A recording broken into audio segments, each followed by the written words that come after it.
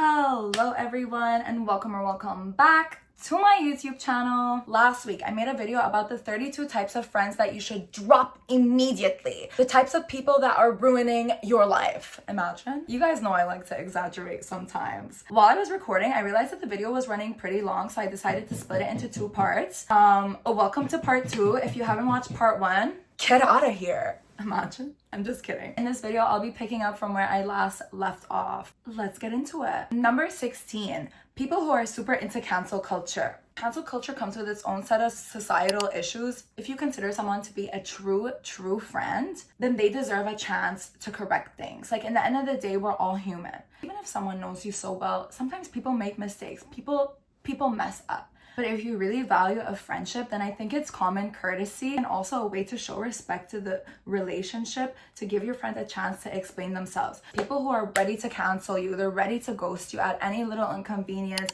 If you make the smallest mistake, I don't believe they're real friends at all, because it shows you how quick they are to assume the worst of you, to assume that you have bad intentions. For example, if you really consider me to be your friend, then why would I ever want to hurt you? You know what I mean? Take it as a blessing in disguise, because I feel like sometimes it shows you when a friend is a secret hater, not just to you, but like to other people. It's okay to end a friendship when you feel like it's not serving you anymore and it's only bringing you down and not lifting you up in any way, but not without giving your friend the basic respect. Number 17, the people who cannot, for the life of them, take any accountability. I mean the people who don't know how to say sorry when they're wrong, or even the type of people who won't say sorry unless they're expecting one back. Like, what's the point? That's not a real, genuine apology. This goes back to everyone makes mistakes, and it's okay when you make a mistake to correct yourself, not just in the friendship, but like in your life. People change all the time. I just think it's a super unattractive quality in a friendship or in a relationship. Someone who doesn't know how to say, I'm sorry. Like, let's say a friend tells you you hurt their feelings and you genuinely think you didn't do anything wrong. And at the end of the day, if this is your friend and you care about them, wouldn't you say like, oh, well, I'm sorry. I didn't mean to hurt your feelings, but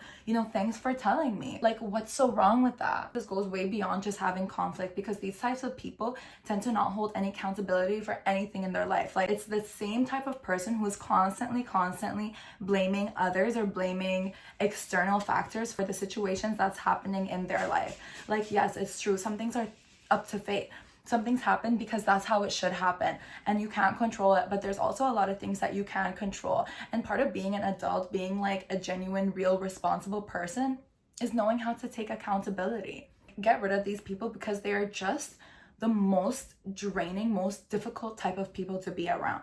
Which takes me to number 18, the victimizers. In the end of the day, yes, everyone struggles and you need your friends to be there for them, and you're going to be there for your friends. Even in hard times, sometimes you need to excuse some of your friends' behaviors, because like people can be crazy, it's just a phase, whatever. But again, some people are just victimizers and they crave this attention, and I hate it because it's draining, number one. Number two, most of the time, I feel these people tend to be narcissists. They have this view of the world that's them and only them. I said this in my last video that there are different friends for different purposes, but when it comes down to the real friendships, the people that are closest to you, it's about finding those whose values align with yours. And I feel like the victimizers don't know how to be grateful. Emotional states are contagious. Sometimes there are things that are out of your control, like bad things that happen, but it was just up to fate. It happens and it sucks, and that's okay. But still, it's like a personality thing, your mindset, the way that you view the world. To always say thank you to the universe, thank you to God, to whatever you believe in. Thank you for everything that I have. Like, people who always want a pity party, it's like you always want to be sad. You always want to focus on the negative.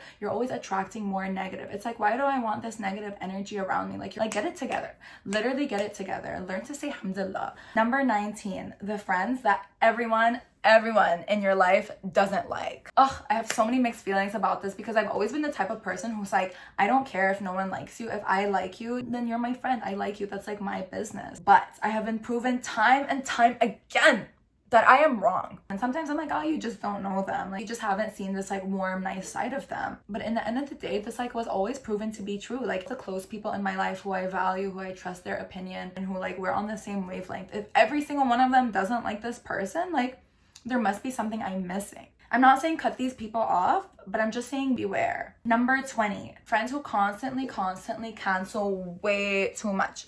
Now hear me out. I'm a big fan of low maintenance friendships. Like I think when two people are really close, like you can separate what's personal and what's like bad time management. Like sometimes you have to cancel, sometimes you're tired last minute, maybe you want to take a nap, maybe it's raining and you don't want to walk in the rain. Like those things are fine. Like, but you know the difference between something that's low maintenance and a friend that doesn't value you at all. If someone is consistently planning and canceling on you, especially if it's always canceling last minute, I'm sorry, but they don't consider you to be a real friend because they're not even giving you this basic level of respect. It means that they only want to be friends with you when it's convenient for them. And that's not a real friendship because even if we're talking about low maintenance friendships, all relationships require effort. You have to be generous with your time, with your emotions, obviously to a certain extent where you're not like disrespecting your own boundaries or not like burning yourself out. Or like maybe they like you and they think of you as their friend, but not a real friend enough for them to make time and make effort for you. Number 21, friends who don't give constructive criticism, but instead they just insult you.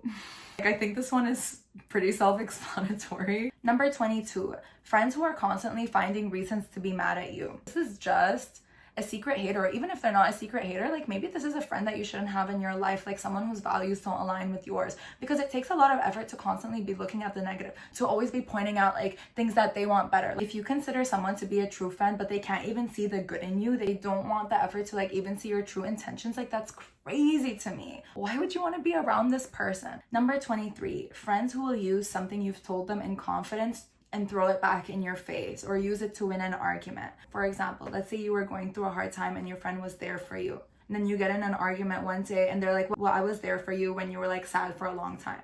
Like that's like insane. I don't appreciate these people. I don't respect this behavior at all. And I stay away from them at all costs because it shows you this level of trust, you know, like I'm giving you this information, this like very vulnerable emotion of mine. Like, are you going to handle it with care or think of it as a weak spot that you can use against me? Number 24, the people that will hardcore judge their friends when they make a mistake or if they mess up or like go crazy one day. Now hear me out. I'm not talking about holding your friends accountable because again, everyone makes mistakes and then it's okay to give someone the chance to explain themselves, give them constructive criticism. I think a real friend would be like, hey, you've been acting not like yourself lately. Is there something you want to talk about? I want to be here for you. And then holding them accountable. Honestly, I feel like there's a big boundary when it comes to like friends and family. Like my sisters can give me tough love as much as they want. They can like lack sensitivity when sensitivity needs to be lacked. Versus friendships that don't have any boundaries. Like especially when you set this standard for yourself to be self-aware, to be the bigger person, to hold yourself accountable. Like who is anyone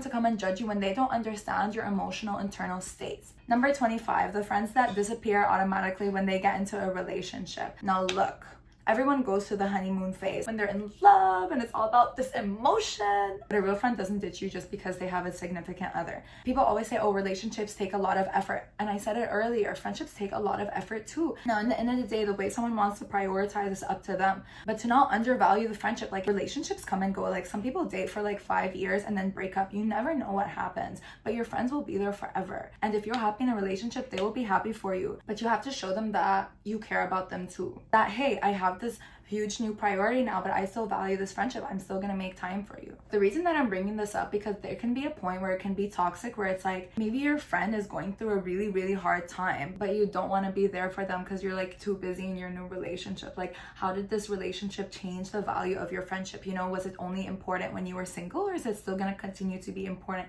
even when you're with someone? Anyways, number 26, the friends that are only there for a good time. I'm sorry, but you're not a clown to be out here entertaining everybody 24/7. Like, that's not what a friendship is based on. Only if you can laugh with the person or party with the person, have fun with the person. No, who can be there for you in a hard time, who will actually think about you and consider your feelings. I think especially now in times of war, I think I'm not talking about myself. I live in Montreal, but like obviously I'm Lebanese, I'm Middle Eastern, like I'm talking about people back home. Especially in these times as an expat or immigrant, whatever you want to call it, who's away from home when everyone at home is struggling, you have this like crazy survivor's guilt, and like you have your own separate pain that you're going through. It can be hard to work, it can be hard to function throughout the day when you literally don't know what's happening with your family. Like in these times, I've really paid attention to the people who have been around me, and I was very conscious of like being there for my friends who are going through a similar thing, even when it's something I don't understand or something maybe that I'm not so educated about. I feel these are also the same types of people who will like minimize or brush off what you're going through because they don't want to have to deal with like the emotional weight of you going through something, even though it has nothing to do with them. Number 27, the energy vampires. I feel like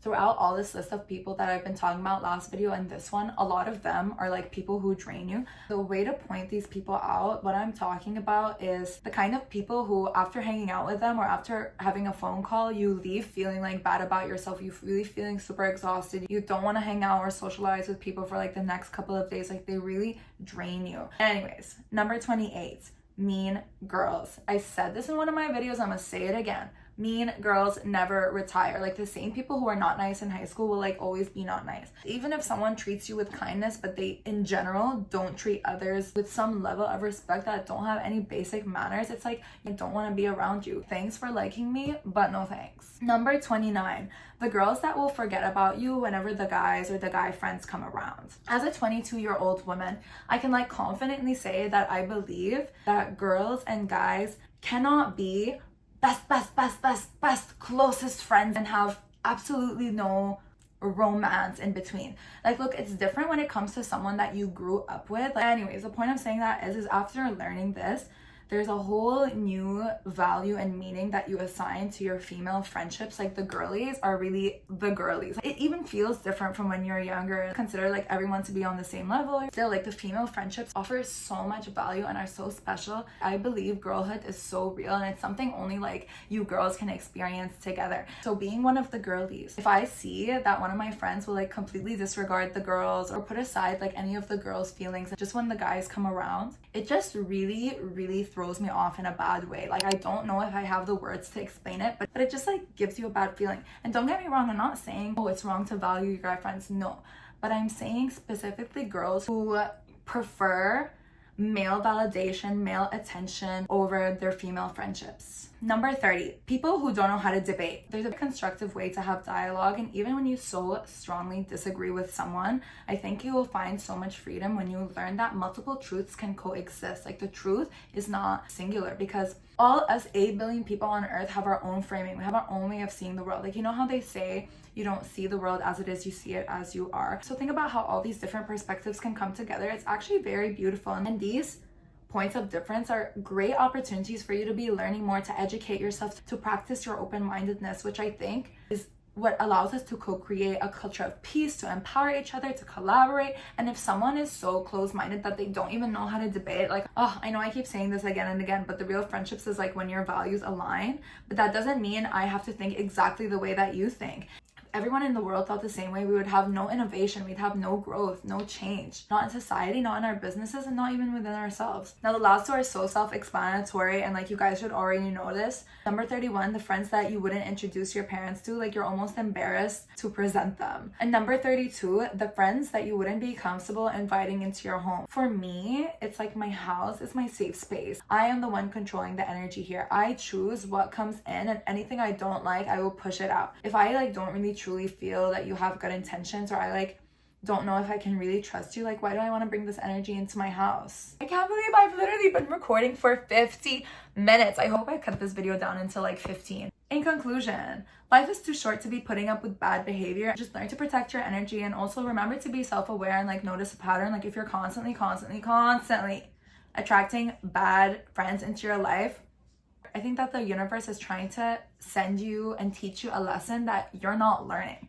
And it's gonna keep happening again and again and again until you learn your lesson. Maybe until you set certain boundaries. Maybe until you stop giving people power over your emotions. You know, the possibilities are endless. And I know I started off both videos by saying like, you know, cut these people off, avoid these people at all costs. Like a lot of them are like huge red flags to me. But remember, in true friendships, you give your friends second chances only if you truly understand that your boundaries are stronger than your empathy. You can be understanding, you can be forgiving, but not when it comes to a point where you're putting this other person's needs and feelings above yours. Because in the end of the day, the only thing that's really truly going to impact the happiness and the quality of your life is you. So before going out and trying to make good friends, learn how to be a good friend to yourself first.